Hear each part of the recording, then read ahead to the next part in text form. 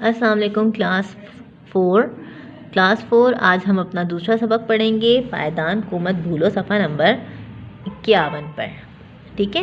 بارش کا موسم تھا. صبح سے مینا برس رہی تھی یعنی بارش ہو رہی تھی. راستے میں کیچڑ ہو رہی تھی جس پر چلتے ہوئے لوگوں کے جوتے خراب ہو رہے تھے. احمد اور اس کی بہن زارا اکٹھے مدرسے سے آئے اور اپنے بھیگے ہوئے کپڑوں کو تبدیل کر کے بڑے آرام سے آگ کے سامنے بیٹھ کر ہاتھ پیر سینکنے لگے.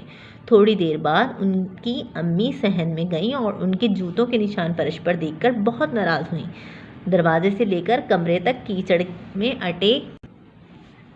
میں اٹے جوتوں کے نشان تھے.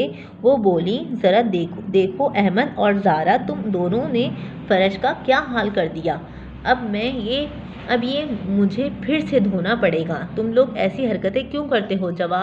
احمد نے جواب دیا، امی جان، گلیاں اس قدر کیچڑ سے بھری ہوئی ہیں کہ جوتے گندے ہوئے بغیر نہیں رہ سکتے. ماں نے جواب دیا، میں جانتی ہوں باہر کیچڑ تھی. میں یہ بھی نہیں کہہ رہی کہ اگر بارش تھی تو تم آئے کیوں نہ. یہ ایسے موسم میں تم اپنے جوتوں کو گھر سے باہر رکھتے. میں تو صرف یہ کہتی ہوں کہ پائیدان کو کیوں بھول جاتے ہو. گھر کے اندر آنے سے پہلے اپنے جوتے اچھی طرح پائیدان پر رگڑ کر صاف کر لیتے. آپ لوگ بھی ایسا ہی کریے گا. ٹھیک ہے. اپنی مما نے اب دیکھیں صفائی کرتی ہیں تو اس سے پہلے جب بھی آپ گھر میں داخل ہوں پائیدان سے پیر صاف کریے. ان کو دیکھیں مما کو پھر پریشانی اٹھانی پڑی نا ان کی. دیکھیں ساری انہوں نے دوبارہ صفائی کی، رگڑ کر صاف کر لیتے، سب کیچڑ باہر رہ جاتی. میں نے آج ہی فرش دھونے میں کئی گھنٹے لگائے اور پائیدان دروازے پر رکھا تھا، لیکن تم دونوں نے سیدھے چلے آئے اور میری ساری محنت ضائع کر دی. اگر تم ذرا سا ٹھہر کر پائیدان پر اپنے جوتے صاف کر لیتے تو صحن کا فرش ویسا ہی صاف ستھرا رہتا جیسے میں نے دھو کر کیا تھا. دونوں بہن بھائیوں کو افسوس ہوا. ان کی ذرا سی بے احتیاطی سے اتنی خرابی پیدا ہوئی کہ دونوں نے ماں سے کہا کہ ہم وعدہ کرتے ہیں کہ آئندہ پھر کبھی گیلے جوتے لے کر آئیں گے تو پائیدان کو یاد رکھیں گے.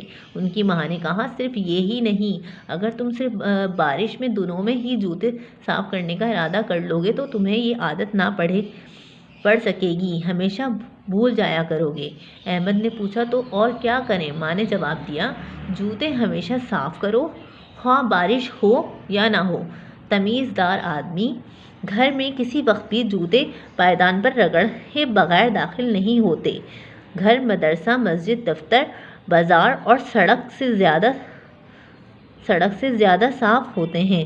گھر، مدرسہ، مسجد یا دفتر جہاں بھی داخل ہو، پائیدان پر جوتے رگڑ کر صاف کرو اور پھر داخل ہو. دونوں نے کہا، امی اب ہم ہمیشہ پائیدان کو یاد رکھیں گے. ٹھیک ہے. آپ نے بھی یہی کرنا ہے جب بھی اپنے گھر میں داخل ہوں، باہر سے آئیں کھیل کے، ٹھیک ہے، یا سودا وغیرہ لے کر، تو اپنے پائیدان پر پیر صاف کر گھر میں داخل ہوں. اوکے. اللہ حافظ.